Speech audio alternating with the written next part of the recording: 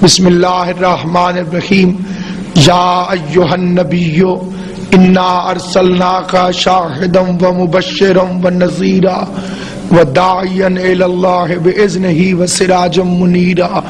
درود پڑھ لیجئے محمد و اہل بیت. سامعین گرامی، مذہب اسلام دو قسم کے لوگوں سے پھیلا ہے. یا مولوی صاحبان کے ذریعے یا فقیر اولیاء کرام کے ذریعے. ملائیت تعصب کا بحروب ہے. اس نے عالمین کے رسول کو بھی طبقوں میں تقسیم کر دیا، حتیٰ کہ مسجدوں کا نام بھی فرقوں پر، مولویوں کا تعارف بھی فرقوں سے. لیکن جو فقیر کی بزم ہوتی تھی، فقیر سے مراد وہ نہیں جو ہماری روزمرہ کی زبان میں استعمال ہوتا ہے. ہم بھکاری کو بھی فقیر کہہ دیتے ہیں. بھکاری اور فقیر میں زمین آسمان کا فرق ہے. جسے زمانہ ٹھکرا دے اسے بھکاری کہتے ہیں، اور جو زمانے کو ٹھکرا دے اسے فقیر کہتے ہیں. امیر المومنین کا ایک لقب ہے امام الفقراء، فقیروں کا امام. کیا مطلب؟ عربی زبان میں قبلہ کعبہ تشریف فرمائیں، اچھے مرد کو اعلیٰ کہا جاتا ہے. اگر کوئی مرد ہو، مذکر اچھا ہو، صاحب صفات ہو، اچھی صفات کا حامل ہو، اسے عربی میں کہا جاتا ہے اعلیٰ. اور اگر کوئی عورت بہت اچھی ہو، اچھی صفات کی مالک ہو، تو اسے کہا جاتا ہے عالیہ. اعلیٰ کی مؤنث ہے عالیہ. اگر کوئی گھٹیا، گندا، ذلیل، پست مرد ہو تو اسے عربی میں کہتے ہیں ادنا. اور اگر کوئی گندی، گھٹیا، ذلیل، دھوکے باز، پست عورت ہو تو اسے عربی میں کہتے ہیں دنیا. اعلیٰ کی مؤنث ہے عالیہ، ادنا کی مؤنث ہے دنیا.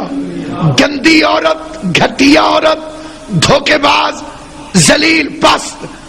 اور اگر یہ دنیا گھٹیا اور گندی عورت نہ ہوتی تو فقیروں کا امام کیوں کہتا جا دنیا علی تجھے طلاق دیتا. طلاق عورت کو دی جاتی ہے، مؤنث کو دی جاتی ہے. تو وہ تھا امام الفقراء جس نے دنیا کو ٹھکرا دیا. پھر علی کے بیٹوں کے سامنے بھی بڑی سج سج کے دنیا آتی رہی. کبھی حسن کے سامنے، کبھی حسین کے سامنے، کبھی زین العبا کے سامنے، کبھی باقر علوم کے سامنے. ان سب نے بھی ٹھکرا دیا، کیونکہ جسے باپ طلاق دے دے وہ اولاد پر حرام ہو جاتی. اس لیے سب دنیا کی طرف جھکے، آل محمد دنیا کی طرف نہیں جھکے. اب جو ان کے دروازے سے فیض حاصل کر کے چلے. دیکھیے ڈاکٹر بھی دو طرح کے ہوتے ہیں. ایک وہ کہ جو اسے خالی سورس آف انکم سمجھتے ہیں، پیٹ میں درد ہوا اپینڈکس کا آپریشن کر دیا، ڈاکٹر وہ بھی ہے. اور ایک وہ بھی ڈاکٹر ہے جو اپنے پیشے کے ساتھ مخلص ہے، بچوں کی روزی بھی کماتا ہے اپنے معیار کے مطابق، لیکن اپنے کام کے ساتھ بھی ایمانداری کرتا ہے. تو جب ڈاکٹروں میں، استادوں میں، اب آپ دیکھ لیجئے کتنے لوگ ہیں جو کمرشل علم دینا چاہتے ہیں، کتنے جو واقعی علم دینا چاہتے ہیں. اسی طرح جب میں کہوں ملائیت تو اس سے مراد وہ علماء کرام نہیں جو واقعاً دین کے خدمت گزار ہیں. اس سے مراد وہ ہے کہ اسلام جن کا مذہب نہیں پیشہ ہے، جنہوں نے اسلام کو پیشے کے طور پر استعمال کیا تاکہ اپنی آمدنی میں اضافہ کر سکیں، دنیا کو رنگین بنا سکیں اور دنیا میں دولت کو اکٹھا کر سکیں۔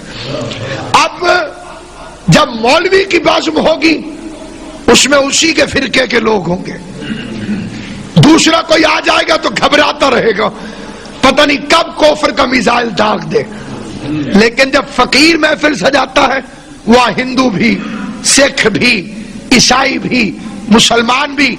حضرت بری امام سرکار بادشاہ سے کسی نے سوال کیا، اگر ہاتھ یہاں سے نہ مڑتا تو کھانا کیسے کھاتے؟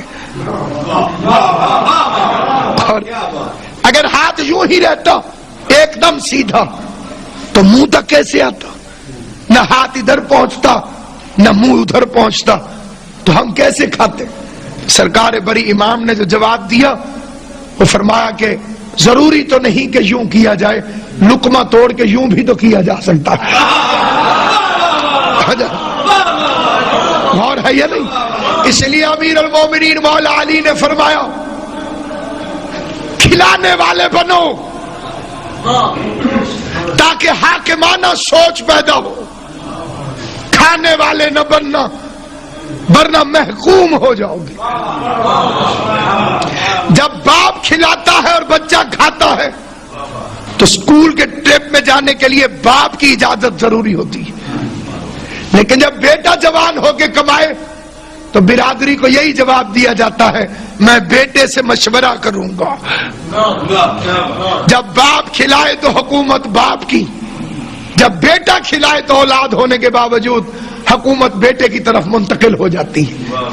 تو اس لیے ہم بر صغیر کے جو لوگ ہیں، ہمیں مولوی نے کلمہ نہیں پڑھایا، ہمیں عبداللہ شاہ غازی نے کلمہ پڑھایا، ہمیں بہاؤالدین ذکریہ نے کلمہ پڑھایا، ہمیں بابا فرید نے کلمہ پڑھایا، ہمیں معین الدین چشتی نے کلمہ پڑھایا، ہمیں نظام الدین اولیاء نے کلمہ پڑھایا۔ لہذا ہم میں اختلاف اور تعصب نہیں ہے۔ ہمیں اگر خالی پروپیگنڈے سے ایک دوسرے سے دور نہ کیا جائے تو ہم گھروں میں اکٹھے ہیں، خاندانوں میں اکٹھے ہیں، مجلسوں میں اکٹھے ہیں، جشن میلاد میں اکٹھے، کیونکہ جلوس یا نانے کا نکلتا ہے یا نواسے کا، غور ہے یا نہیں؟ آپ دیکھیے کہ جلوس یا نانے کا نکلے گا یا نواسے کا، اور لوگوں کو ان دونوں جلوسوں سے تکلیف ہے، حالانکہ جیتنے والی پارٹی جلوس نکالتی ہے، ہارنے والی کو تکلیف ہوتی ہے۔ عید کے دن حسن حسین کو کندھے پر بٹھا کر اگر نبی گھر کے اندر سیر کراتے تو ہم اس ذکر کو اندر رکھتے۔ کیا کرے، سنت نبی ہے کہ حسین کی عظمت کو بازاروں میں آ کے بتاؤ۔ نبی بازار میں آئے کہ نہیں آئے؟ پیغمبر بازار میں آ گئے تاکہ حسن حسین کی عظمت کو بتائیں۔